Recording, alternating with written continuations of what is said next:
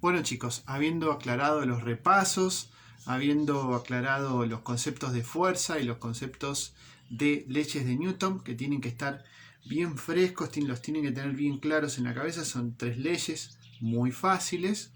Vamos a comenzar con el tema de fuerzas de rozamiento, ¿sí?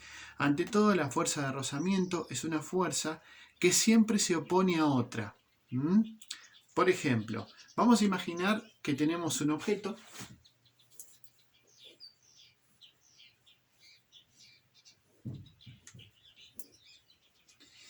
que ese objeto está en un plano y que lo queremos mover.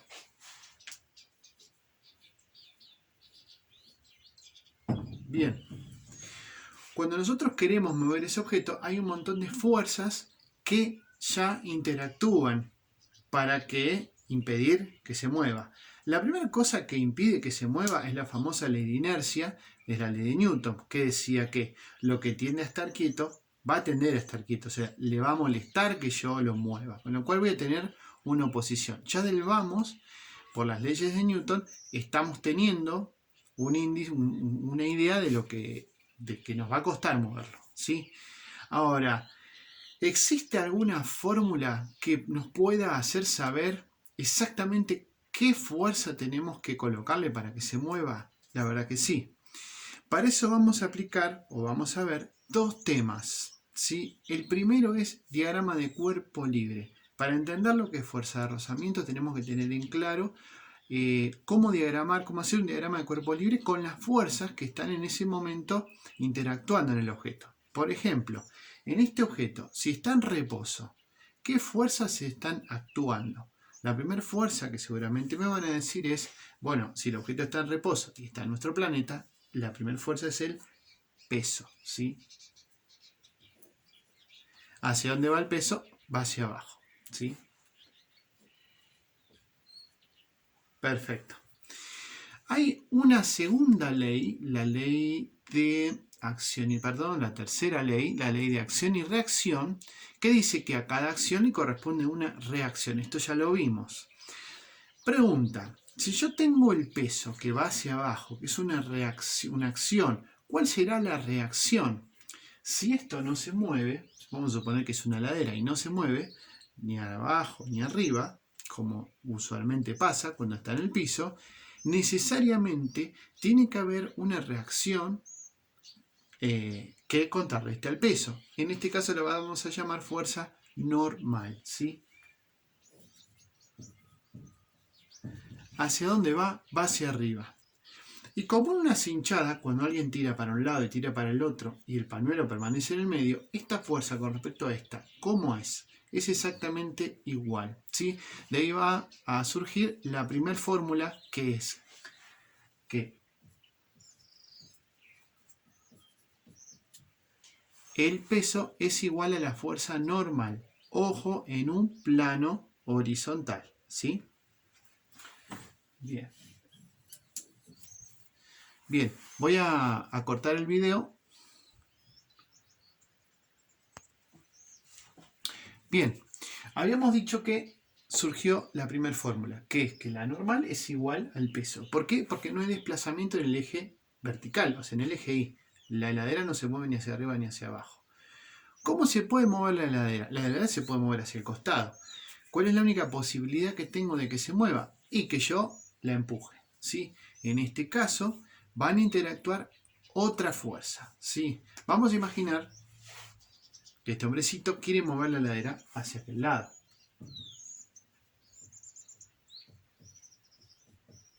Vamos a poner que esa fuerza se llama fuerza del hombre. ¿Qué oposición va a tener? Como ya dijimos, la fuerza de rozamiento es una fuerza que se opone al movimiento y que tiene que ver con el rozamiento que existe entre el piso y la heladera, ¿sí? Ahora, esta fuerza, si se opone y la fuerza del hombre es hacia aquel lado, la fuerza de rozamiento, que está aquí, va hacia el lado contrario, ¿sí?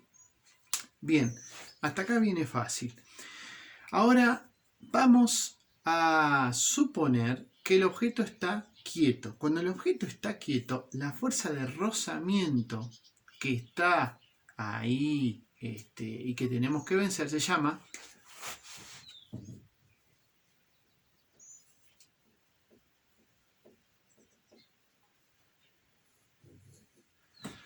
fuerza de rozamiento estática. Sí, es una fuerza de rozamiento bastante más fuerte. ¿Por qué?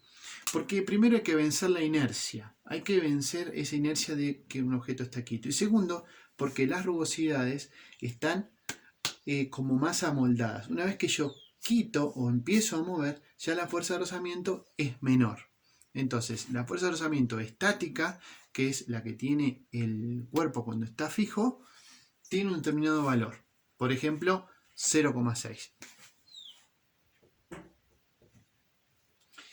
Y luego, una vez que se mueve, existe otra fuerza que es fuerza de rozamiento cinemática o dinámica.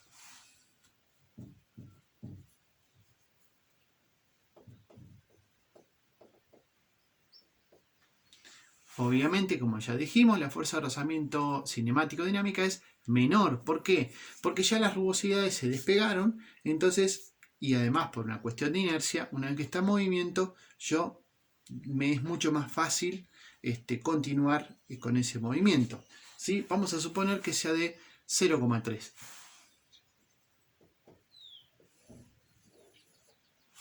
Bien, repasando, ¿qué vimos hasta ahora? Vimos lo que es la fuerza de rozamiento y vimos dos diferentes fuerzas de rozamiento, una estática y una dinámica. ¿Sí?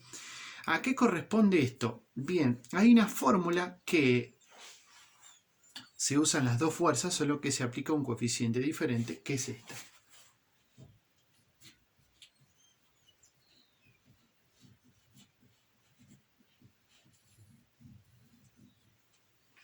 Me dice que la fuerza de rozamiento es igual a un coeficiente de rozamiento que se llama mu.